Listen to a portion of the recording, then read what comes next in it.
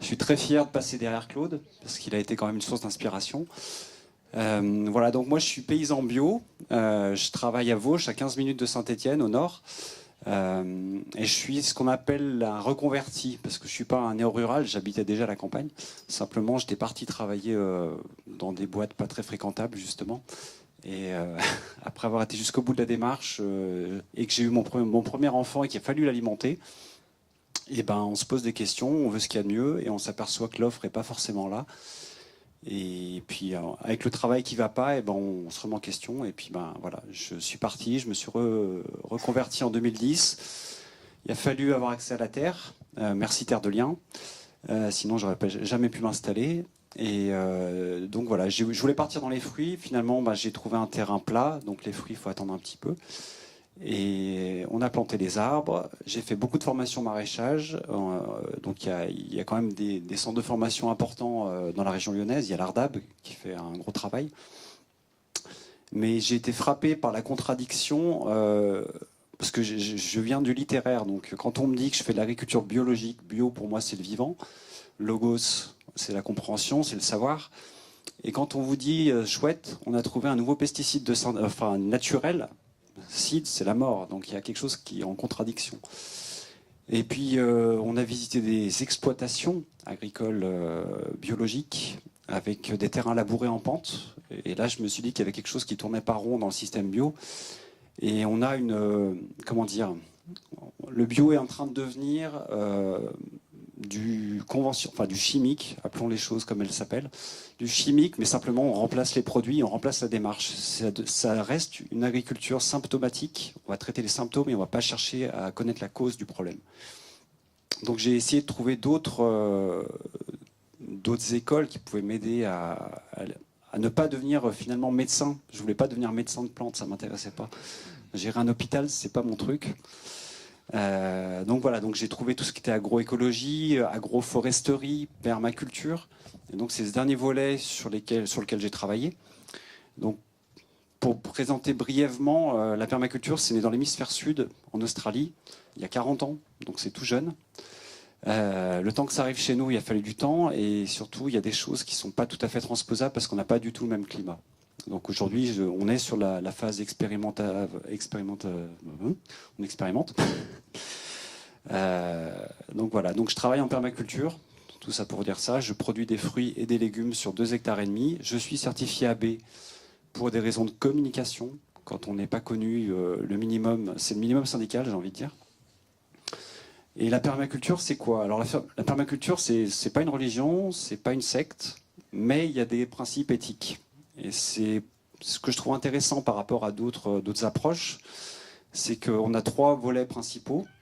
Le premier, c'est prendre soin de la nature, ce qui paraît assez logique quand on fait l'agriculture. Le deuxième volet, c'est de créer l'abondance et la partager. Jusqu'ici, ça va. Et le troisième volet, c'est prendre soin de l'humain.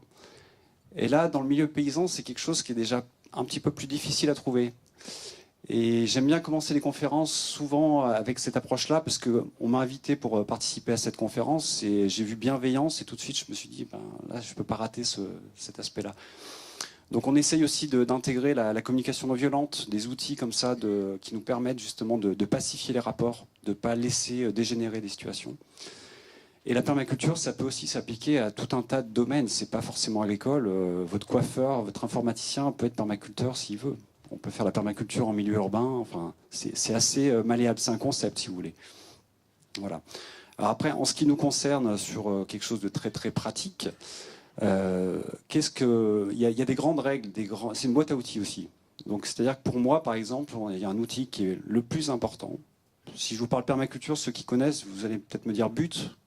Non? Ouais, voilà, je vois des têtes qui bougent. C'est vraiment le point de détail dans l'océan. C'est-à-dire qu'en fait, le premier outil le plus important, c'est ce qu'on appelle le zonage. C'est-à-dire que vous avez votre maison, qui est un petit peu votre centre de gravité, et autour, vous allez construire des zones, et plus on va s'éloigner du corps de ferme, plus on va être extensif en termes de travail. C'est-à-dire que vous allez mettre les vergers de noyers, de châtaignes, de noisettes. Vous avez très très peu d'entretien. Vous faites une récolte une fois par an, très peu de taille. Vous y allez très peu souvent. Et plus on va se rapprocher de la ferme, je ne sais pas, c'est l'hiver, vous avez un gros rhume, il fait -15 dehors, Vous n'allez pas aller chercher du thym à 100 mètres de la maison, donc vous allez mettre vos aromatiques juste devant la maison, à côté de la cuisine. Comme ça, vous pouvez sortir même s'il pleut, même si vous êtes malade. C'est juste du bon sens, hein. On a juste théorisé du bon sens. Les anciens le faisaient déjà.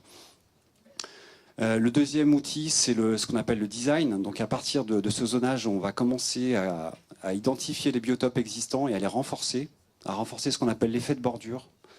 La biodiversité s'exprime le mieux aux rencontres de biotopes différents, c'est-à-dire la clairière, typiquement, c'est l'endroit le plus productif en termes de biodiversité effective. Et enfin, un des outils aussi qui est vraiment essentiel, c'est ce qu'on appelle la multifonctionnalité. C'est-à-dire que si vous faites une haie brise-vent, vous pouvez faire en sorte qu'elle soit attractive pour les pollinisateurs, qu'elle puisse aussi servir de refuge pour les oiseaux, qu'elle soit comestible, qu'elle soit auto-fertile. Donc à partir de tout ça, ça fait beaucoup de gymnastique intellectuelle. On a un gros travail de conception et après on fait de la maintenance. Donc c'est un petit peu le cadre de travail qui m'a servi de point de départ, on va dire. Et l'autre chose aussi, c'est de connaître sa zone de rusticité. Voilà, par exemple, moi je suis en zone semi-continentale. Prendre des semences, même françaises, qui ont poussé dans le sud de la France, c'est pas très pertinent. Donc du coup, ça peut paraître pas très durable. Permaculteur, on m'a déjà fait la remarque. Mais moi, je me fournis en Ukraine et en Russie, dans des zones où ils sont capables de gérer du moins 40 et du plus 40, une grosse amplitude thermique. Et du coup, après, j'acclimate mes semences. Donc il faut plusieurs années, 4, 5 ans, des fois plus.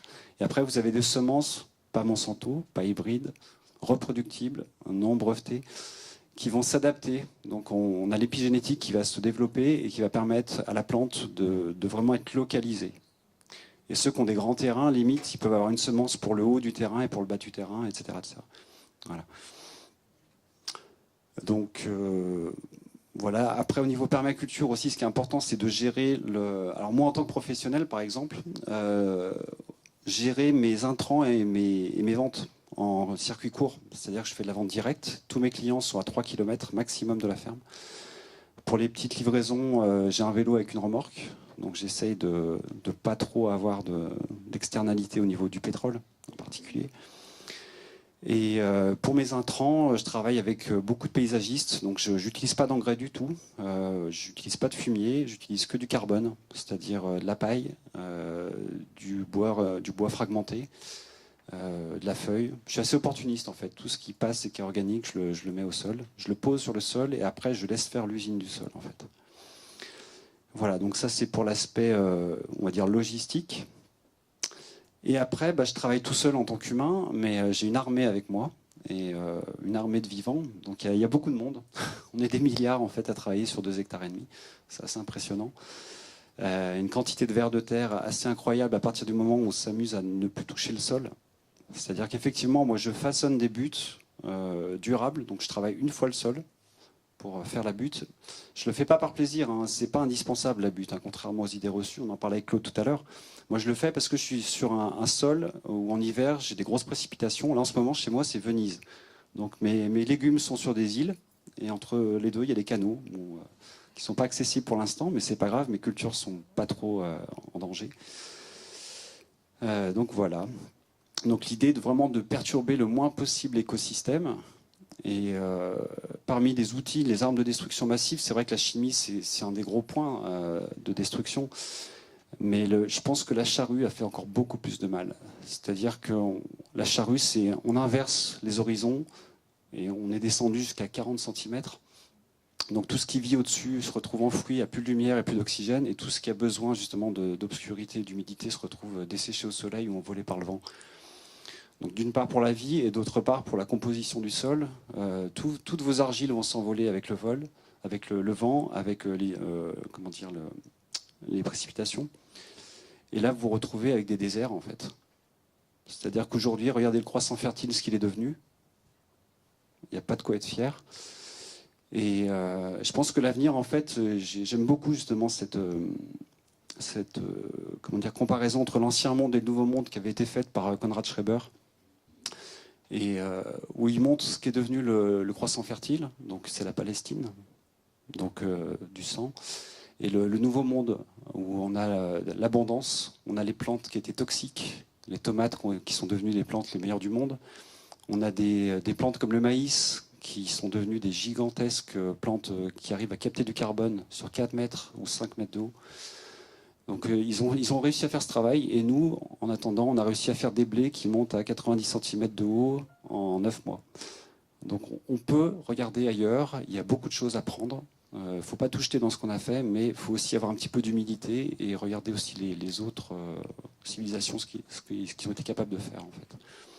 Voilà.